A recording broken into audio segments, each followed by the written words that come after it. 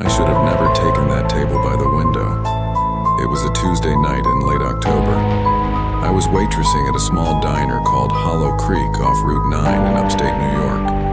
The kind of place where the booths are cracked vinyl and the neon sign outside flickers every time a truck rolls by. I'd worked there for about 8 months. Quiet job, decent tips.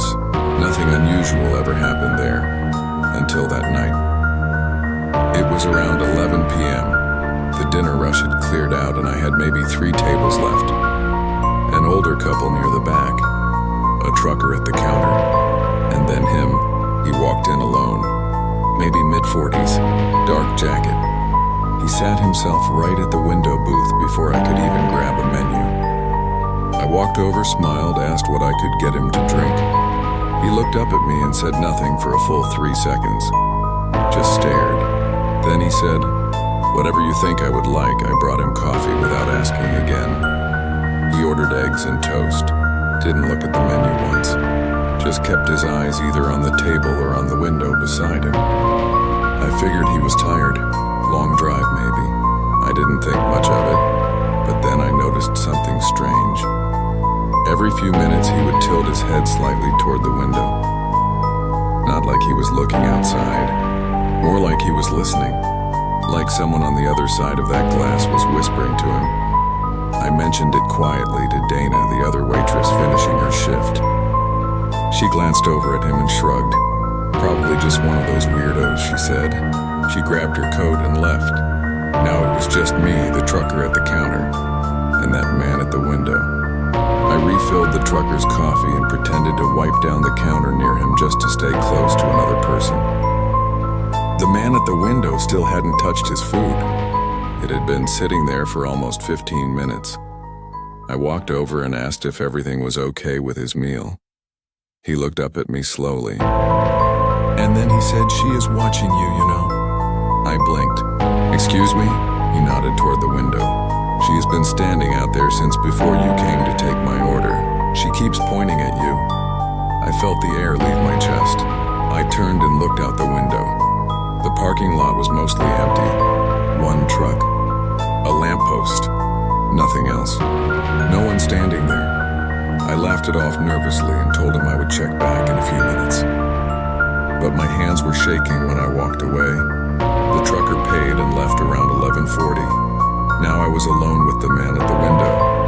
I started doing closing tasks, rolling silverware, refilling napkin holders, anything to keep busy. I kept my back to the window on purpose. I did not want to look outside again. Then the lights above the window booth flickered. Just once, then twice. Then they went out completely on that side of the diner. The rest of the lights stayed on. Just that section went dark. The man did not react. He just sat there in the shadows, perfectly still, like he expected it. I called out to him, "Sir, I'm going to have to close up in about 10 minutes. He slowly stood up, reached into his jacket, left a 20 on the table and walked toward the door. But before he pushed it open, he stopped with his back to me. He said, "Do not go outside until sunrise." Then he walked out. I stood there frozen for a second. Then I went to the window to watch him leave. I wanted to see which car he got into. He walked across the parking lot, and then he just stopped, right in the middle of the lot. And he turned around, not toward the diner, toward the far edge of the parking lot, the dark edge where the lamppost did not reach. He stood there staring into the darkness, and then I saw it. There was a shape, standing at the edge of the lot, tall, still, slightly, too long in proportion to be a normal person. It was not moving. It was just standing there in the dark, and somehow I could tell. It was looking directly at me through the glass. I stepped back from the window. When I looked again, the man in the dark jacket was gone. The shape was gone. The parking lot was empty. I called my manager. He told me to lock the front door and wait for him. He lived 12 minutes away. Those were the longest 12 minutes of my life. I sat in the back booth with every light in that diner blazing, my phone in my hand, not once going near that window. My manager arrived. We walked out together. Nothing was out there. No footprints. No sign of anyone. I quit 2 weeks later. Took a job at a coffee shop that closes at 6 p.m. I have never worked a night shift since, and sometimes when I am sitting near a window at night, I catch myself wondering, what was standing out there in that parking lot? And has it followed me somewhere else since then? I still do not have an answer. That was just the beginning. The next incident will make you question the shadows in your own room. I travel a lot for work. Sales territory covers 6 states. I am on the road maybe 3 weeks out of every month. I have stayed in hundreds of motels, budget hotels, roadside inns. After a while, they all blur together. Same carpet pattern, same vending machine hum, same dead silence at 2 a.m. I stopped being creeped out by empty motels a long time ago, until the Pinecrest Motor Lodge in rural Tennessee. It was a Thursday night in February. I had been driving since noon and I still had 2 hours to my next destination.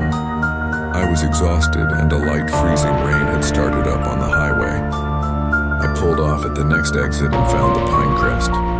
Old 2-story building, maybe 20 rooms. Vacancy sign lit up in orange. One other car in the lot. The woman at the desk was friendly. She gave me room 11 on the ground floor, end of the row. Corner room. She mentioned the heater ran a little loud, but it worked fine. I thanked her and carried my bag down the covered walkway to the last door. The room smelled faintly of something I could not name. Not bad exactly, more like old wood and something metallic underneath. I told myself it was just the heater. I set my bag down, washed my face, and sat on the edge of the bed scrolling through emails. The heater kicked on with a loud clunk. The woman was not wrong about that, but I was tired enough that I did not care. I turned the lights off around midnight and fell asleep almost immediately. I woke up at 2:17 a.m. I do not know what woke me. There was no loud noise, no knock at the door. I just opened my eyes and stared at the ceiling and felt, with absolute certainty, that something had changed in the room. I lay completely still, listening. The heater had stopped. The whole room was silent in a way that felt unnatural, like someone had pressed mute on the world outside. And then I heard breathing, slow and steady, coming from the corner of the room near the bathroom door. I did not move. I told myself it was my own breathing echoing in a small space, or the pipes in the wall, or literally anything else. But the sound had a rhythm to it that was not mine. It was slower, deeper. I slowly reached for my phone on the nightstand and turned on the flashlight. The corner was empty. I exhaled, sat up, rubbed my face, told myself I was half asleep and imagining things. I set the phone back down and lay there for a minute trying to settle my heart rate. Then the bathroom light turned on, not the overhead light, just the small nightlight above the sink. It clicked on by itself. The faint yellow glow bled out from under the bathroom door. I stared at that door for a long time. I got up, crossed the room in 3 steps and pushed the door open fast. Empty. Just the sink and the mirror and the nightlight glowing. I stood there looking at my own reflection, and then I noticed something in the mirror behind me. The closet door on the far wall of the room was open about 4 inches. I had closed it when I first got in. I remembered doing it because it was swinging open when I walked in and it bothered me. I turned around slowly. The closet stood there with that narrow gap of darkness. I opened it fully. Empty. Just a couple of wire hangers swinging slightly. From what, I do not know. There was no air movement in that room. I pushed the hangers aside and looked at the back wall of the closet. And that is when I saw them, names carved into the drywall.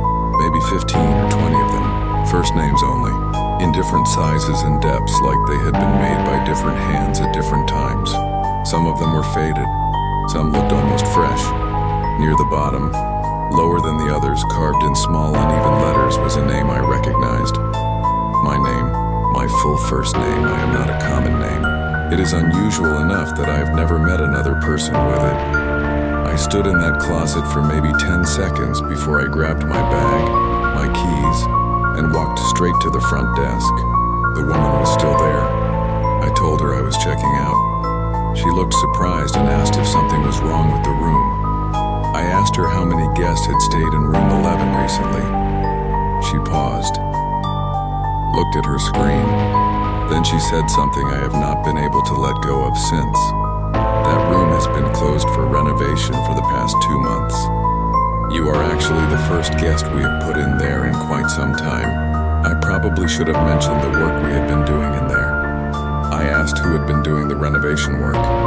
She said it was just a local contractor. One man. She tried to remember his name and then stopped and said quietly, "Actually, he stopped showing up about 3 weeks in." We never heard from him again. I drove 4 hours to the next city that night. Freezing rain and all. I have looked up that motel twice since then, trying to find a history on it. Reviews, local news, anything. The motel does not appear in any online listing I can find. Not one, no reviews, no address result. Nothing. Like it was never there. If your heart is already racing, take a deep breath, because our final story is the one that no one survived to tell. The last night I ever worked at the restaurant, I heard a voice coming from the walk-in freezer, and the door was locked from the inside. Let me back up. I was 22, living in a mid-sized city in Ohio, working as a shift supervisor at an upscale casual restaurant downtown. The kind of place with exposed brick walls and Edison bulb lighting. Nice atmosphere. Good staff. Generally uneventful job. I had been there for almost 2 years. I knew every corner of that building. The layout. The sounds it made when the HVAC cycled. The way the back hallway echoed when it was empty. I was comfortable there. Too comfortable, maybe. We closed at 10 p.m. on weeknights. I usually had the whole place wrapped up and locked by 11:15. On this particular Wednesday in March, I was running a little behind. One of the line cooks had left without finishing his closing side work, and I was stuck finishing it myself. By 11:40, I was the only one there. I was in the back near the prep station when I heard something fall in the dining room. Not a crash, more like a single plate or glass shifting and settling. The sound was light, but in the empty restaurant it carried clearly. I walked out from the back and looked across the dining room.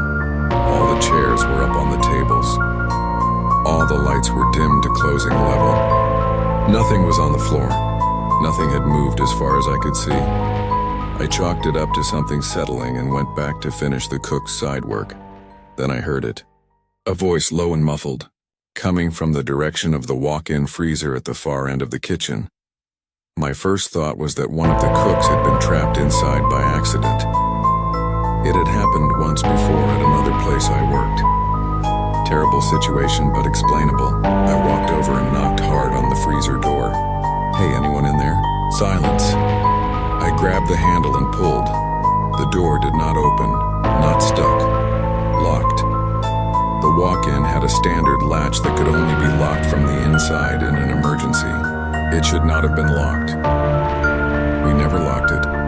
There was no reason to. I knocked again, harder, hello, and then the voice again, clearer this time, but still muffled by the insulated door. It was not someone calling for help. It was not a voice shouting or panicking. It was calm, almost conversational, like someone in the middle of a quiet story. I pressed my ear to the door. The cold radiated through it immediately. I could only catch fragments. A low, steady murmur, then a pause. Then more words I could not make out. But there was something wrong with the sound underneath the voice. A secondary noise, like a wet dragging. I stepped back from the door. I called my manager. No answer. I called one of the senior cooks. No answer. I stood in that kitchen alone with that sound coming from behind the freezer door, and I made a decision. I was not opening that door. I grabbed my jacket and my keys and I walked to the front of the restaurant. I was going to step outside, call 911, and let someone else handle this. I reached the front door and pushed on the crash bar. The door did not open. I pushed again. Harder. The crash bar compressed fully, but the door would not move. I tried the secondary lock at the top, disengaged. I tried the bottom floor bolt. not engaged. The door should have opened. There was no physical reason it was holding shut. I went to the side staff entrance near the bar. Same thing. The handle turned. The lock was disengaged. The door simply would not open. I stood at the bar and tried to think clearly. I tried to call 911, no signal. I was in a building I had worked in for 2 years with full cell service, and I had 0 bars on my phone. Then the overhead lights went off completely. Not just dimmed, off. The only light left was the low amber glow from the emergency exit signs and the faint light bleeding in from the street through the front windows. And in that near darkness, I heard the freezer door open. The sound of it was unmistakable. That heavy insulated seal releasing. The mechanical thud of the latch. I knew that sound from 2 years of pulling it open 100 times a day. I did not move. Footsteps in the kitchen, slow, unhurried moving. From the back toward the pass-through window that looked out into the dining room.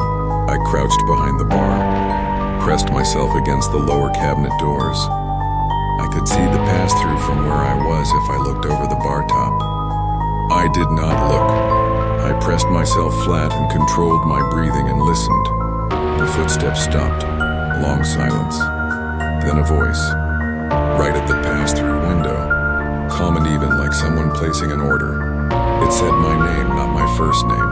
My first and last name. Together. In a completely flat affect. No question in it. Just a statement. I was shaking so hard my teeth were clicking together. I had my phone gripped in both hands, praying for 1 bar of signal. The footsteps moved again, coming around the side of the kitchen toward the dining room entrance.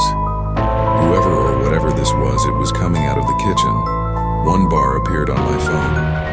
I called 911. The operator picked up on the first ring. I whispered my location. I told her someone had broken into the restaurant and I was hiding. She told me to stay on the line. She said units were 6 minutes out.